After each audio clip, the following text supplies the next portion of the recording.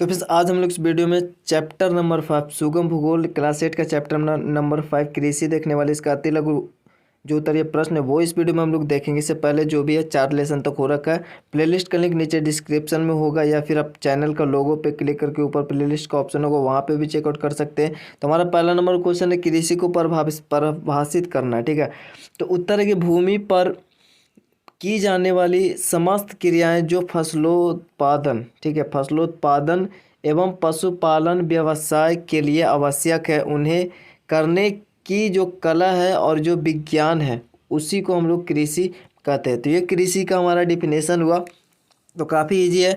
और second number है कि विश्व में कितने प्रतिशत लोग कृषि से जुड़े हैं।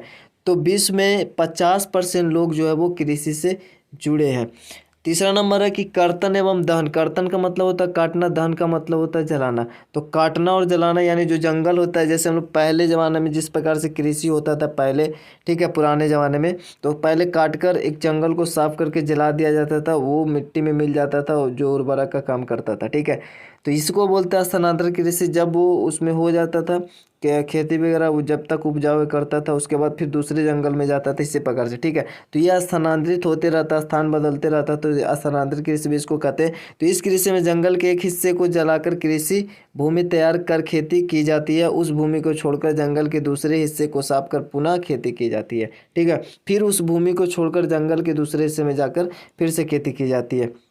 तो इसी को हम लोग बोलते हैं कर्तन एवं दहन कृषि। इसको स्थानांतरित कृषि भी बोलते हैं। चौथा नंबर है भारतीय कृषि की 3 विशेषताएं को बताना है। तो भारत में जो कृषि की विशेषताएं हैं कि खेतों का आकार छोटा होता है। ठीक है, हम लोग अगर अमेरिका वगैरह की बात करें तो वहाँ पे बहुत बड़े लेवल पे खेती की जाती है। और यहाँ पे निर्वाह कृषि मतलब निर्वाह के लिए, मतलब अपने जीवन के निर्वाह के लिए ही ज़्यादातर कृषि की जाती है, तो अधिक होना। ठीक है, निर्वाह कृषि का अधिक होना, निर्वाह कृषि अधिक होना, और मशीनों का कम उपयोग। ठीक है, हम लोग मशीनों का काफ़ी कम उपयोग करते हैं।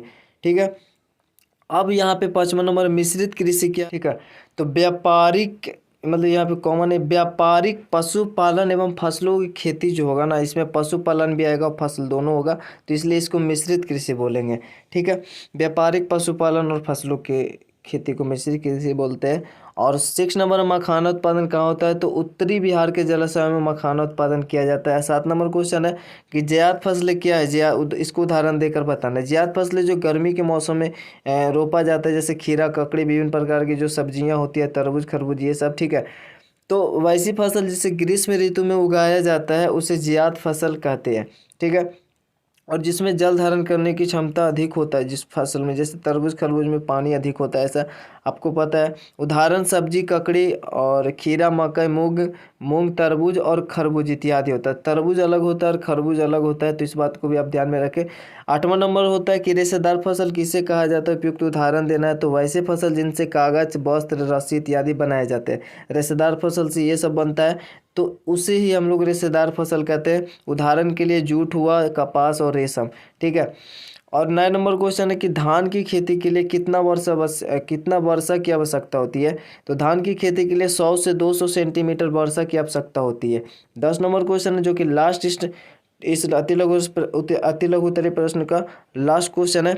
यहाँ पे बोल रहा है कि 3 मोटे अनाजों के नाम बताना है। मोटे अनाज वैसे अनाज को बोलते हैं जिसमें मतलब ज़्यादा मशक्कत ना करना पड़े, उसको उत्पादन में कम उर्वरा भूमि और कम जल ये सब में हो जाता है, ये आसानी से हो जाता है। ठीक है, जैसे ज्वार, बाजरा, जौ, इसे इत्यादि भी बोल सकते हैं। 3 बोल रहा है तो 3 ऐसा हो गया। ठीक है, तो ये हमारा था अति लघु प्रश्न। और नेक्स्ट वीडियो के लिए कमेंट बॉक्स में कमेंट कर दे। वीडियो चले तो लाइक जरूर से कर दे, शेयर कर दे, अपना चैनल को सब्सक्राइब करके बेल आइकन को प्रेस कर। मिलते हैं नेक्स्ट वीडियो में, तब तक के लिए जय हिंद, जय भारत।